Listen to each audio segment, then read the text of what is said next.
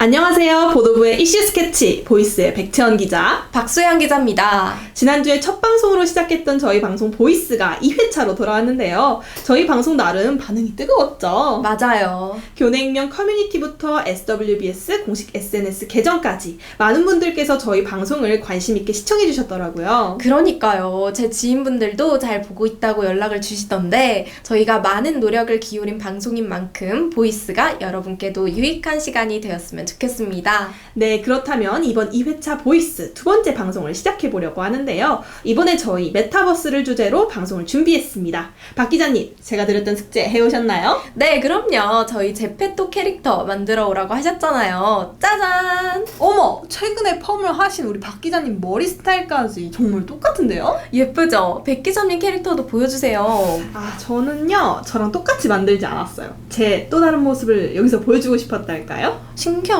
저는 캐릭터를 만들면 무조건 저랑 비슷하게 꾸미는데 백 기자님은 또 다른 성향이 있으시네요. 맞아요. 이게 메타버스의 매력인 것 같아요.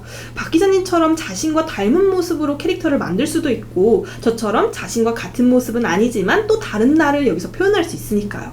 뭐가 되었든 가상세계에서 또 다른 나를 만들 수 있다는 점은 공통점이네요. 그런데 이렇게 즐겁기만 한 메타버스가 도대체 왜 우리 사회범죄를 다루는 보이스의 방송으로 주제로 들어온 걸까요? 최근에 메타버스가 새로운 범죄의 장으로 떠오르고 있는데요. 자세한 내용은 사건 브리핑을 통해 함께 알아봅시다. 지난 7월 27일 국회 과학기술정보방송통신위원회에서 정보통신망법 개정안을 발의했습니다. 제44조에 따르면 가상공간 내에서 아바타에게 성적 수치, 혐오감 등을 유발하는 행위에 대해 벌금형을 적용하고 있는데요. 사실 올 6월에도 관련 법안들이 발의되면서 메타버스 성범죄는 큰 화두가 되고 있습니다. 하지만 발의된 법안들에는 아바타에 성기가 있다고 전제하는 등 황당한 내용이 포함돼 실효성 논란이 일기도 했습니다. 일각에서는 가상공간에 대한 이해 없이 만들어진 보여주기식 법안이 아니냐는 지적도 나왔죠. 법안이 줄줄이 발의될 만큼 메타버스 성범죄가 만연해 있다는 건데 지금 제페토 사용자가 2억 명을 넘어가고 있지만 실제로 사용해보지 않은 분들에겐 와닿지 않을 수 있을 것 같아요. 사실 제 주변만 봐도 메타버스 이용자가 별로 없거든요. 맞아요. 그래서 준비했습니다. 바로 저희 두 기자가 직접 취재한 내용인데요. 지난주 12시부터 2시까지 제페토에 잠적해 저희에게 오는 채팅을 수집해봤습니다. 화면 촬영본인데요. 뉴스 기사에서 봤던 것처럼 저희에게도 오픈 채팅방 링크를 보내오기도 했습니다. 사실 이 정도는 약과라고 할 수 있을 정도로 현재 메타버스 성범죄는 심각한 수준이죠.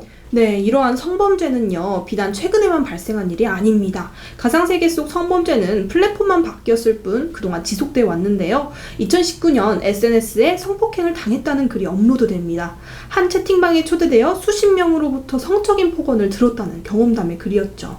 차마 입에 담을 수 없는 정도의 수위였는데요. 이러한 메타버스 내 성범죄가 더욱 심각한 문제로 대두되고 있는 이유는 가상세계의 주 이용자층이 10대이기 때문입니다. 미국에선 10대의 절반 이상이 메타버스의 대표주자 로블록스를 하고 있고 전 세계적으론 네이버 제페토 이용자의 70% 이상이 18세 이하라고 해요. 또 Z세대는 아바타를 직접 커스터마이징하는 과정에서 일어나는 심리적 일체화를 성인보다 심하게 느낀다고 합니다. 이로 인해 가상공간 속 아바타와 현실의 나 사이에 분명한 경계를 두지 않는 현상이 심화되는 거죠. 전문가들은 이러한 성범죄가 발생했을 때 사용자의 나이가 어릴수록 가상공간에서 당하는 성적 수치심이나 공포감이 현실과 똑같게 혹은 더 심하게 느낀다고 합니다. 맞습니다. 메타버스가 MZ세대의 유행으로 알려져 있지만 실제로는 MZ세대들보다도 더 낮은 연령대에서 큰 인기를 끌고 있는데요. 미성년자 또한 성범죄의 위협에서 벗어나 안전하게 메타버스 기술을 즐길 수 있는 세상이 되었으면 합니다. 네, 그럼 이렇게 새로운 범죄의 장이 되고 있는 가상공간, 메타버스 성범죄의 사건 브리핑을 여기서 마무리하도록 하겠습니다. 자, 그럼 이 메타버스 성범죄 뚜렷한 대응 방안이나 예방을 위한 가이드라인은 없을지 궁금하실 텐데요. 저희가 서울디지털재단 이지영 선임과 인터뷰 진행해봤습니다. 들어볼까요? 보이스 캐쳐! 20세기 후반 인터넷 등장 이후 인간 사회는 디지털 사회로 확장이 좀 되었습니다. 그러나 급격한 디지털 사회 변화 속도를 윤리의식이 따라가지 못하는 현상들이 발생을 하게 되었습니다. 대표적으로 디지털 성범죄를 비롯해 채팅이나 음성 대화를 통한 언어적 폭력, 프라이버시 침해 등이 있습니다. 비대면 소통이 활성화되면서 메타버스를 통해 비대면 모임, 협업, 회의, 축제, 관광 등을 할 수 있게 되면서 메타버스는 현실과 연결된 가상 세계로서의 사회적 기능을 수행하게 됩니다. 그러나 메타버스를 통한 비대면화 역시 갑작스럽게 우리 사회로 파고들게 되면서 메타버스 관련 윤리 제도를 정립할 수 있는 충분한 시간적 여유가 없었기 때문에 이로 인한 윤리적 공백들이 발생을 하게 됩니다. 윤리 제도를 마련하여 이용자 스스로 옳고 그름을 판단하고 행동으로 실천하여 건전한 이용 문화를 좀 조성해 나가는 것이 디지털 사회를 위한 인간 공동체의 역할이라고 할 수가 있습니다. 그러나 이용자의 스스로 윤리의식 강화와 실천적 행동만으로는 발생 가능한 윤리적 문제를 해결하기에는 한계가 있을 수밖에 없습니다. 따라서 새로운 디지털 사회에 대한 이해를 우선으로 윤리의식을 강화를 하고 행동 실천을 하기 위해서 메타버스 윤리 리터러시 프로그램을 개발을 하고 플랫폼 자체적인 기술적 대응 방안을 마련을 해서 다방면에서 윤리 문제를 대응하기 위한 노력이 필요해질 것이라 생각합니다.